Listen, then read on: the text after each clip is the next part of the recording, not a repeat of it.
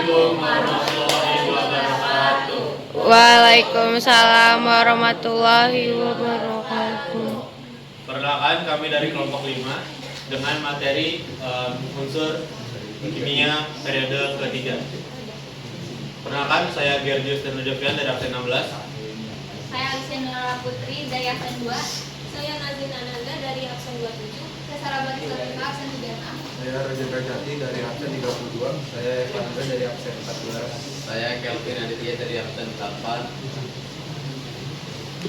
Unsur periode 3 itu ada 6. Yang pertama ada Na, yaitu sodium, Mg magnesium, Al aluminium, Si silikon, P fosforus, S sulfur, Cl klorin, Ar itu argon. Lalu pengertian unsur periode 3 itu merupakan unsur-unsur yang terdiri tadi unsur-unsurnya serta memiliki jumlah kulit elektron yang sama. Kulit elektron itu terdapat 3 kulit, akan tetapi konfigurasi elektron dari masing-masing unsur berbeda. Hal ini akan menyebabkan sifat-sifat kimia yang berbeda. Selanjutnya akan dilanjutkan oleh teman saya. Saya mau menjelaskan tentang sifat-sifat dari unsur periode 3. Yang pertama ada unsur NH. Konfigurasi elektronnya itu Ne3/1. Terus kalau gambarnya itu dia tuh ada yang logam, ada yang non logam. Nah kalau si NH ini tuh ada yang logam, non logam sama semi logam. Nah kalau NH itu dia logam. Terus konduktor elektronnya itu dia konduktor, dia ikatannya kedua, sifat oksidannya basa dan basa. Terus hidroksidanya dia NaOH. Kekuatan basa atau asamnya itu dia basa kuat. Nah, selanjutnya ada Mg atau magnesium. Konfigurasi elektron itu tuh Ne3s/2. Dia sama logam juga, dia konduktor dan dia ikatannya ion. Sifat oksidannya juga basa. Hidroksidanya magnesium OH2. Kekuatan basa atau asamnya itu basa lemah. Selanjutnya ada Al atau aluminium. Dia konfigurasi elektronnya itu Fe3s/2, 3p/1. Dia logamnya juga logam. Dia konduktor, ikatannya ion. Sifat oksidannya dia amfoter. Hidroksidanya aluminium OH3. Kekuatan basa asamnya dia basa lemah. Selanjutnya ada Si atau silikon. Konfigurasi elektronnya itu Fe3s/2, 3p/2. Terus dia semi logam, dia isolator. Terus ikatannya itu dia covalent. Sifat oksidannya sama, hidroksidanya H2SiO3. Kekuatan basa asamnya dia asam. Ini ada P atau fosfor.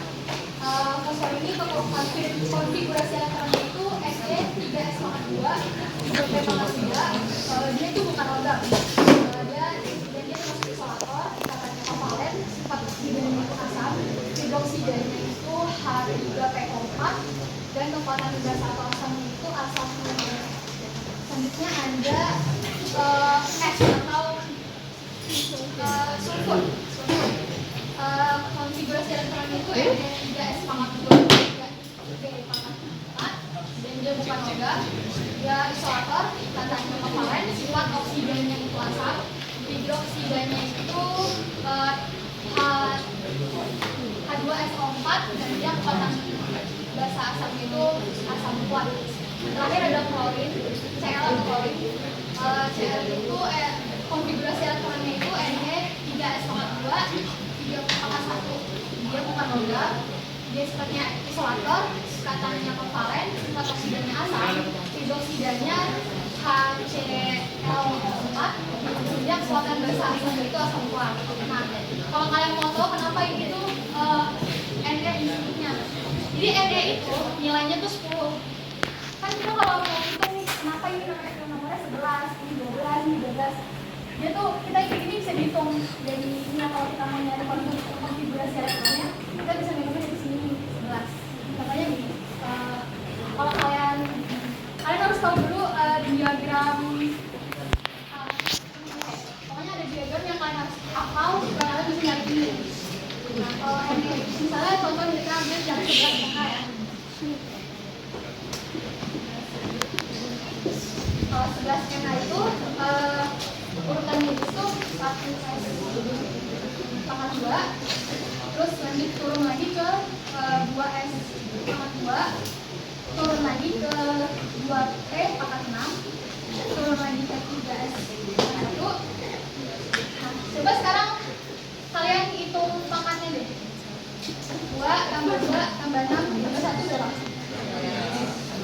11. Bener kan? N itu 11. Kita tahu ininya bisa 1S, 2S, 2P, 3S itu tuh kalian harus tahu diagramnya dulu. Kalau kalian lihat diagramnya pasti kalian langsung ngerti. Oh, itu pasti kalian harus tahu. Yang penting kalian tahu diagram itu. Nah, kenapa itu disingkat jadi NE? Yang diambil cuma 3S pangkat satunya doang kan di sini? Karena nilai ini 2 tambah 2 tambah 6 itu sama dengan 10. Sedangkan tadi aku bilang NE itu nilainya juga 10. Jadi ibaratnya ini tuh disingkat jadi NE aja gitu. Jadi kalian nggak perlu nulis panjang panjang, cukup tulis NE 3S pangkat 1 sama dengan 11 NA gitu. Oke? Ini sama berlaku sama yang lain juga sama kayak gitu. Itu caranya kamu. Kasih.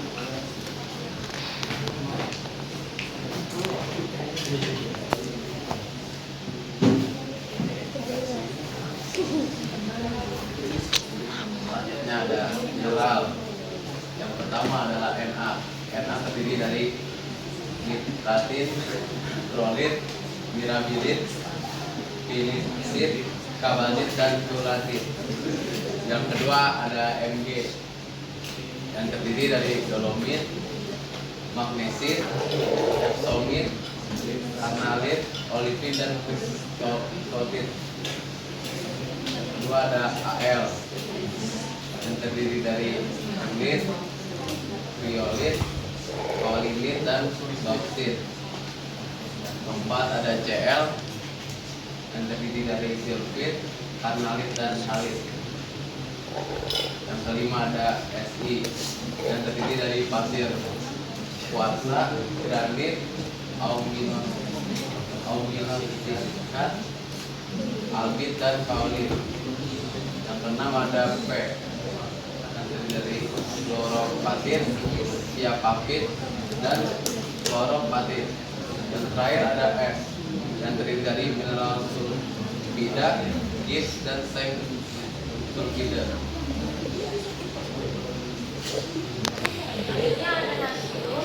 Di sini sumbernya itu dari alam, yaitu larut di air laut pada sumber air alami. Pembuatannya itu logam Na dibuat dengan elektrolisis leburan NaCl. Reaksi yang terjadi itu katoda Na plus elektron menjadi Na1.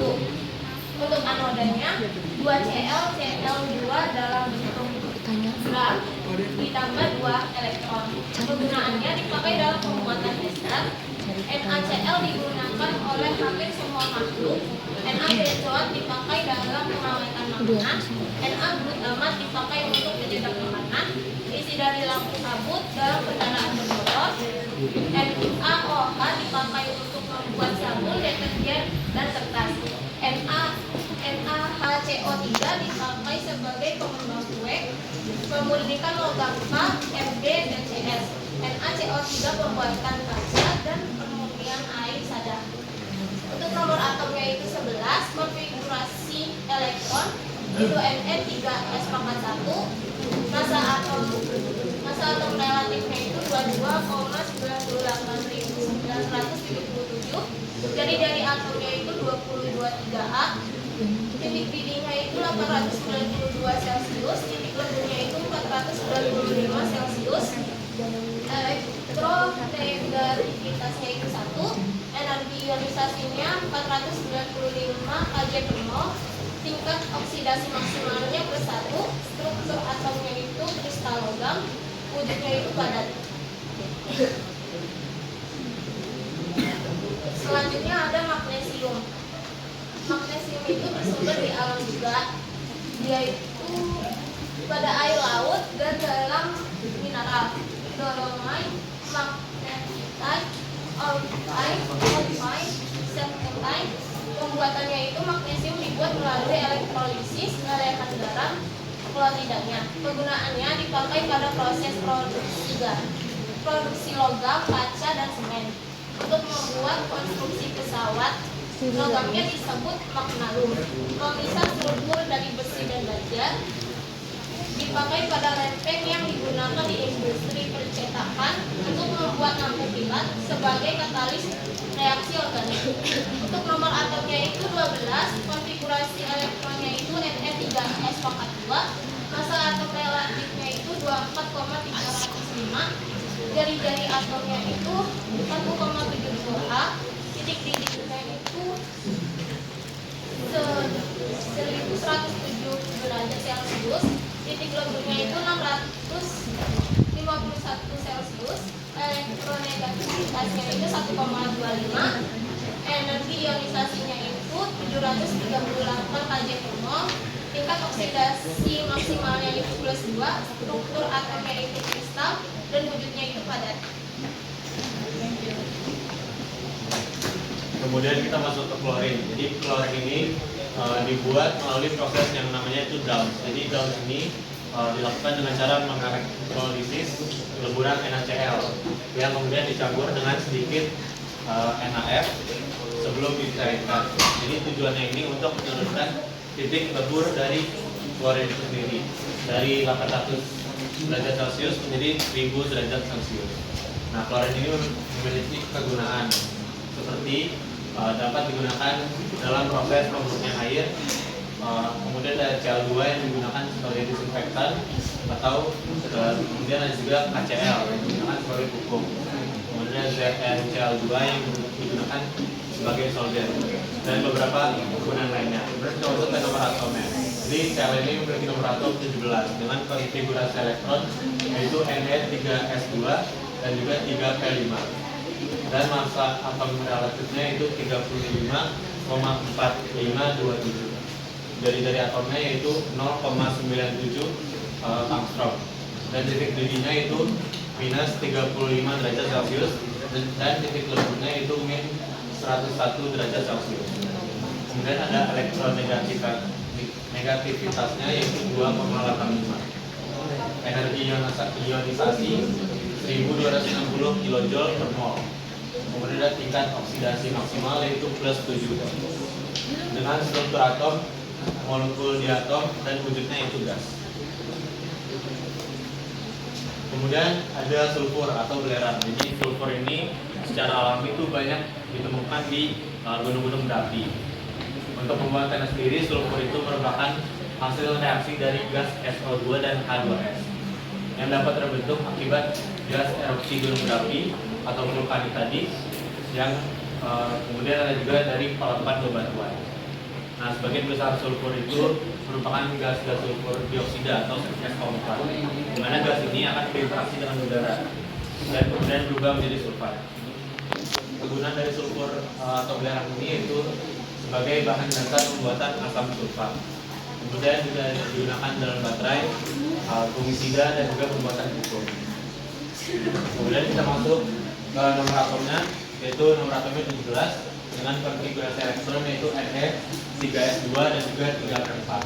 Massa atom relatifnya itu 32,066 dan jari-jari atomnya itu 1,09 angstrom dan titik didih dengan 445 derajat Celcius dan titik lebur di 116 derajat Celcius.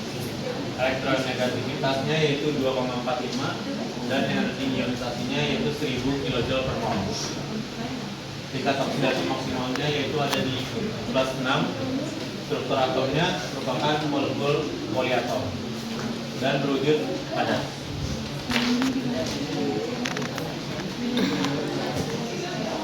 Selanjutnya ada P atau fosfor. Fosfor di alam terdapat dalam bentuk fosfat dan fluoroplatin. Fosfor juga terdapat pada tulang dan batuan fosfor. Pembuatan fosfor itu ada fosfor molekul putih diperoleh dengan reduksi fosforit dalam batuan fosfat yang dipanaskan dengan kopas dan pasir silika pada suhu 1400 sampai 1500 derajat Celcius. Penggunaan fosfor ini pertama untuk pembuatan fosfat, yang kedua fosfor putih untuk pembuatan H2PO4 ini, yang ketiga fosfor merah untuk membuat bidang gesek korek api yang nanti. pasir halus dan SP2S3. Nah, Nomor atom dari fosfor ini 15, konfigurasi elektronnya itu Ne3s pangkat 2, 3p-3.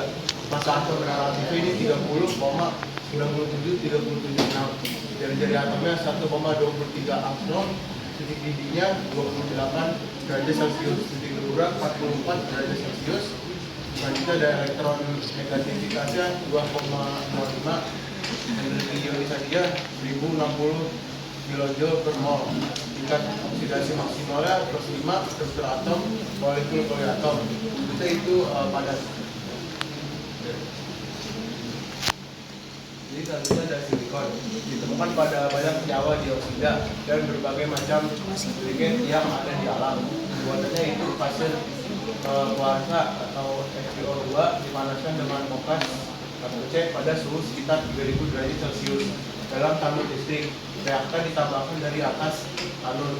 Penggunaannya yaitu pertama dipakai dalam pembuatan kaca, kedua pertama dipakai dalam pembuatan semikonductor, tiga digunakan untuk membuat alloy bersama aluminium, magnesium, dan tembaga. Yang terakhir itu digunakan untuk mengisi bagian tubuh pasien dalam bentuk silikon. Nomor atom silikon ini 14. Konfigurasi elektronnya itu Ne3s pangkat 2, 3p-2. Masa atom relatif itu 28,0555. Dari atomnya 1,46 angstrom. Titik didihnya itu 2355 derajat Celcius. Titik lembura 1410 derajat Celcius. Elektron negativitasnya itu 1,74, dan ionisasinya itu 787 kJ per mol. Tingkat oksidasinya itu +4. Struktur atomnya itu kristal, bunyinya itu padat. Aluminium ini sumber utamanya dari biji bauksit. Pembuatan aluminium diperoleh dengan cara elektrolisis aluminium oksida cair yang diperoleh dari bauksit, yaitu aluminium oksida hidrat yang mengandung kotoran. Penggunaannya banyak dipakai dalam industri pesawat, terus untuk membuat konstruksi bangunan, dipakai pada berbagai macam alloy untuk membuat magnet yang kuat, terus juga untuk sebagai alas penjaga air, dan membuat logam hybrid yang dipakai pada pesawat luar besar. Selanjutnya nomor atomnya adalah 13, konfigurasi elektronnya Ne3s2, 3p1. Masa atom relatifnya 26,98154. Dari atomnya 1,82 angstrom, titik didihnya 2460 derajat Celcius, titik lembura 690 derajat Celcius, elektronegativitasnya 1,45, energi ionisasinya 577 kJ per mol, tingkat oksidasi maksimalnya +3, struktur atom kristal dan buatan dalam adat. Sementara ada argon. Argon dapat ditemukan di alam, yakni di udara karena merupakan pengusung udara. Cara memperoleh argon yang pertama dengan memperolehnya dari atmosfer atau udara bebas secara destilasi fraksional pada udara cair. Yang kedua, menembisikan positron atau elektron ke atom kapal plus Fe, Ar, isotop Ar dengan proton 40. Kegunaannya sebagai pengisi bola lampu karena argon tidak bereaksi dengan tawas lampu. Dipakai dalam industri logam sebagai inert soda pemotongan dan proses lainnya untuk membuat lapisan pelindung pada berbagai macam proses. Sudah ada nomor atomnya 18, konfigurasi elektrona Fe3s2, 3p6. Masa atom relatifnya 39,948. Dari atomnya 0,88 angstrom, titik didihnya ada minus 186 derajat Celcius, titik lembura minus 189 derajat Celcius, energi ionisasinya 1520 kJ per mol. Struktur atomnya molekul monoatom dan beta dalam Selanjutnya kita mau ke sesi games. Kalau yang mau bisa di scan aja langsung. Jadi karena mati lampu. Jadi PFP-nya nggak nyala ya. Karena mati lampu kita Jadi gimana ini? jadi gamenya tetap berlanjut, tapi kalian isi kode aja nih. Nah, 33375. 1, 2, 3. Siap-siap. Semua tetap. Soalnya nih, weh, soalnya siap. Kok lama banget sih kagak kuat? Lama banget. Yes, let's go.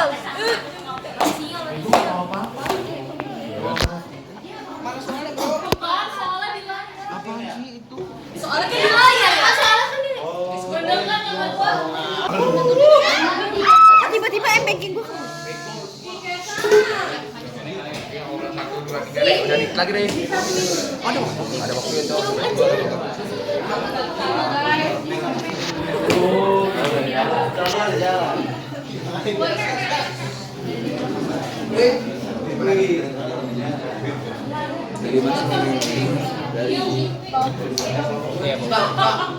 Bauksit, biji bauksit. Udah.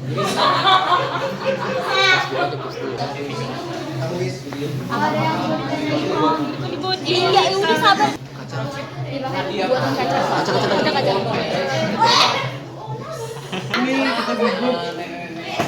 Beres dalam sekejap. Dalam waktu Ini itu loadingnya aja lama banget. Makanya bikin salah nih. Yes, bener. Ini merupakan unsur kimia dengan nomor atau 17 atau uji saya pada surat.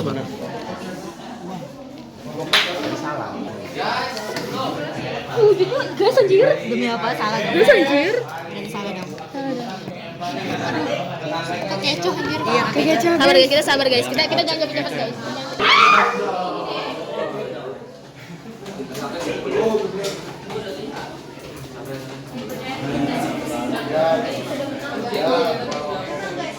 Juara 3-nya itu kelompok 4. Juara 2-nya kelompok 6. Juara 1-nya itu kelompok Hari.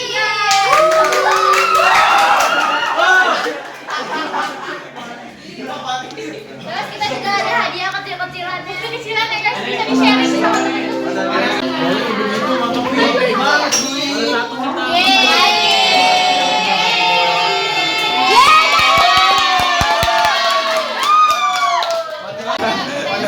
Biar jinak kan. Biar jinak kan. Iya kalau Yang bener siapa sih yang nanya? Jen.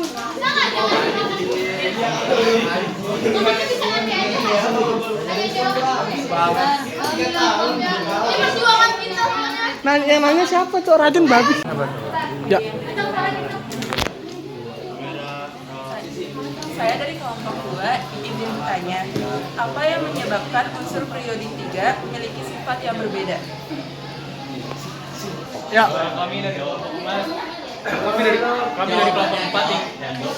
Kami dari kelompok 4 di sini bertanya, mengapa silikon itu titik lainnya lebih tinggi daripada unsur lainnya? Dari kelompok 1, mengapa unsur periode ketiga itu memiliki jumlah kulit elektron sebanyak 3 kulit?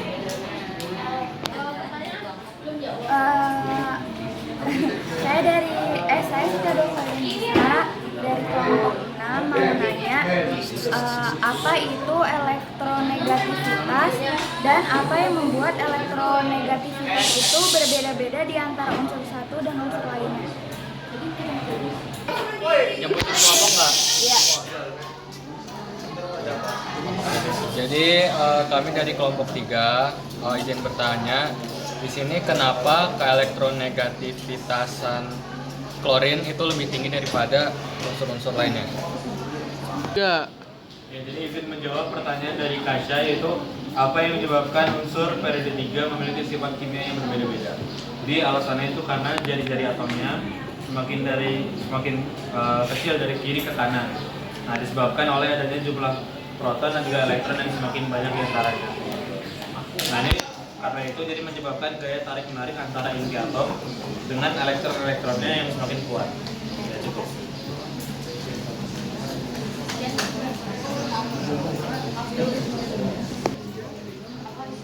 Sekian dari presentasi kami. Mohon maaf bila ada kurang.